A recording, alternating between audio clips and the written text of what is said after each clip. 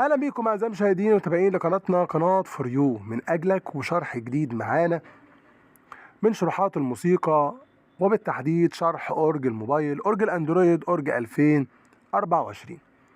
في سلسله الشروحات بتاعتنا النهارده هنشرح شرح مهم جدا من شروحات الاورج. الحاجات اللي هنعملها النهارده حاجات ضروريه لازم تعملها في نسخه الاورج اللي حضرتك بتعزف بيها عشان توصل بيها لمستوى الاحتراف. لان في ناس كلمتني كتير قالت لي احنا نزلنا الاورج جينا نعزف عليه ما عرفناش نعزف او لقينا العزف بتاعه مش زي الاورج الحقيقي، فيبقى اذا برضه هنحتاج الاورج الحقيقي عشان خاطر نعزف.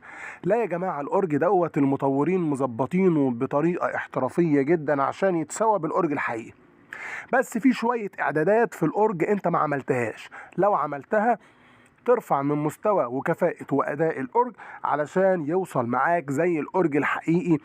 إذا ما كانش هيعديه في حاجات، لأن طبعا الأورج الحقيقي غالي والأورج الحقيقي موديلات كتير. الأورج الحقيقي في منه غربي بس، في منه غربي وشرقي، في اللي فيه ربع تون، في اللي فيه الربع تون ونص تون، ففي إمكانيات كتير مختلفة. أنت الكلام ده كله بتلاقيه معاك بتطوير من المطور في إصدار الأورج بتاعك، بيضيف لك الحاجات دي كلها. يعني انت ممكن تشتري اورج وتلاقي امكانياته مش كامله، تضطر تشتري اورج تاني غيره وتبيع وتخسر والكلام ده كله. لا، انت في اورج الموبايل المطور بيعدل عليه وبيحط لك كل الحاجات دي تقدر تستخدمها، بس انت محتاج بس تظبيط الاعدادات وشويه تدريب وهتبقى بيرفكت في العزف على اورج الموبايل وتوصل بمعزوفات زيه زي الاورج الحقيقي بالظبط. نبتدي بقى في شرحنا النهارده، وهو شرح ضبط اعدادات اورج الموبايل اورج 2024، اخر اصدار نزل من اصدار اورج الاندرويد. نفتح برنامج الاورج بتاعنا، نستنى لما يحمل معانا تحميل كامل وعلامة الفي اي بي تظهر وبنك الموسيقى يحمل معانا. عشان نيجي نعدل اي حاجة في اعدادات الموبايل، اعدادات اورج الموبايل، لازم بنضغط على سيتنج اللي موجودة على اليمين فوق دي. تمام، دي كل اعدادات الاورج بنلاقيها هنا ونقدر نعدل منها اللي احنا عاوزينه.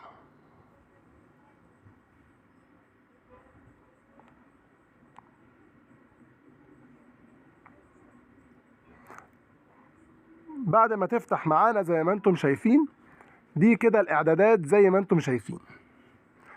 اول حاجة اعدادات العامة دي، بطلع لفوق كده وبجيب في حاجة اسمها عرض مجموعة الطبل وعرض صكوك الوتر. الاتنين دول لو كان عليهم علامة صح كده زي ما انتم شايفين، بنلغي علامة الصح وبنلغي علامة الصح. دي لازم نعملها في اصدار الاورج اللي بننزله. بعد ما ظبطنا عرض مجموعة الطبل وعرض صكوك الوتر، تاني حاجة بنعملها بنروح على التحكم وبنختار الاختيار الأول ده بروتومنتو.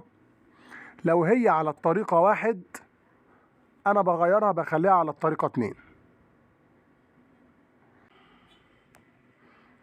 طبعا بروتومنتو الطريقة 2 دي بتبقى أفضل حاجة جربناها في أورج الموبايل، أورج الأندرويد، في ترتيل الأصوات وفي دمج الأصوات، بتديني صوت احترافي أنا بعزفه.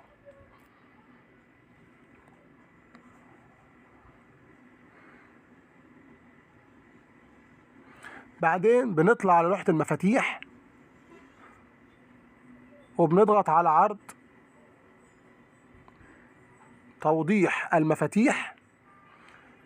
في الغالب بتكون معايا اوف، فانا بعملها دو ري مي.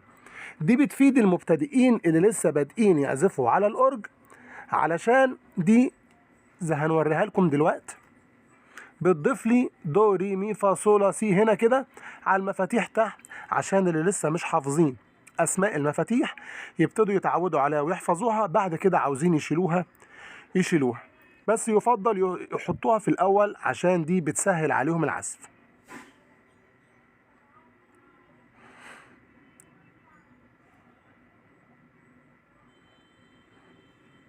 بعد كده بننزل على جودة المفتاح،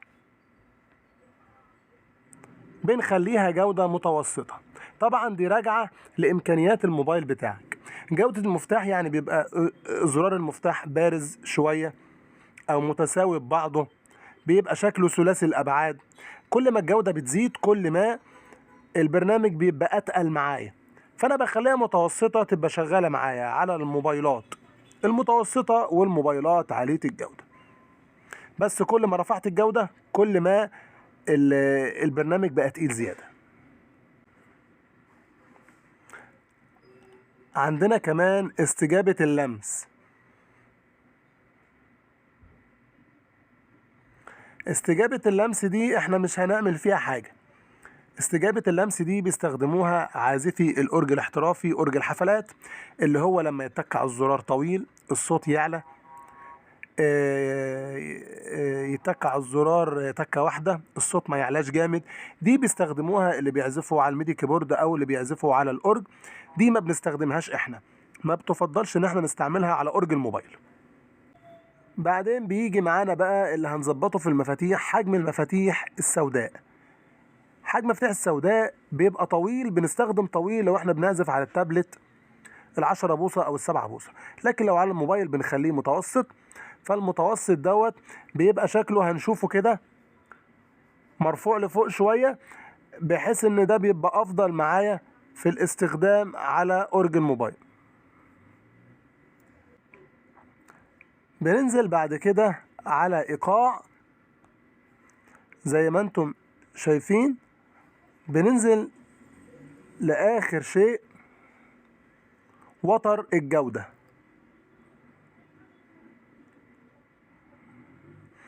وتر الجودة دوت بنختار الاختيار بتاعنا على حسب قوة الجهاز بتاعنا.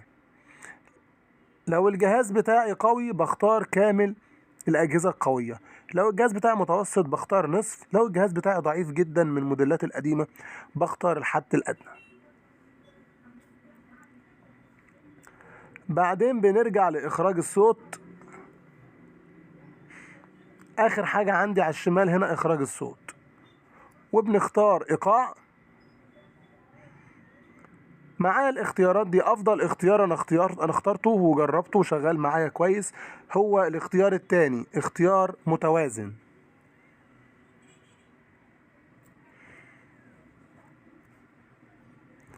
وبنختار كمان لوحة المفاتيح،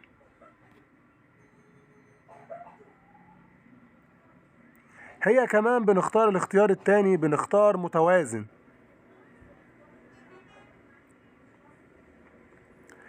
بعد ما طبقنا الخيارات دي زي ما انتم شايفين، ده افضل ضبط للاعدادات اقدر احصل بيه على اعلى اداء في عزف الموسيقى على أورج الموبايل. في طبعا خيارات تانية للترتيل هشرحها لكم بعد كده عشان الفيديو بتاعنا ما يكونش طويل. نحاول نخلي الفيديو قصير عشان المتابعين والمشاهدين ما يزهقوش مننا ويقولوا انت بتعمل فيديوهات طويلة. الفيديو بتاعنا النهاردة فيه معلومات كتير، فكده كده كتير قوي، احنا نظبطه كده عشان يبقى الفيديو خفيف ولذيذ والناس تكون مبسوطة وما تقولش ده طول علينا في الفيديو وشرح شروحات كتير. في الفيديو الجاي ان شاء الله اشرح لكم ازاي اقدر ارتل الاصوات وازاي اقدر احفظ السيت والحاجات دي كلها في السلسلة بتاعتنا، شغالين فيديو ورا فيديو بنقدمها لكم، وكمان بجهز لكم مجموعة من الاصوات ومجموعة من الايقاعات بجهزها لكم في ملف مضغوط عشان تبقى حاجة مميزة ومنقيينها بعناية، ومجموعة من الستات جميلة جدا هتعجبكم، حملوها هتعجبكم ان شاء الله، هننزلها لكم في الفيديوهات اللي جاية ان شاء الله. كده الفيديو بتاعنا خلص، يا رب تكونوا استفدتوا منه. في انتظار دعمكم لينا يا جماعة، ما تنسوش اشتركوا في القناة، فعلوا جرس الاشعارات، شاركوا الفيديو مع كل اصدقائكم عشان يستفيدوا ويتابعوا القناة بتاعتنا، قولوا لهم يشتركوا معانا عشان يشوفوا كل جديد. وكمان دعمونا، اكتبوا لنا تعليق واعملوا لنا لايك علشان الفيديو بتاعنا يوصل لكل المشاهدين ويستفيدوا منه.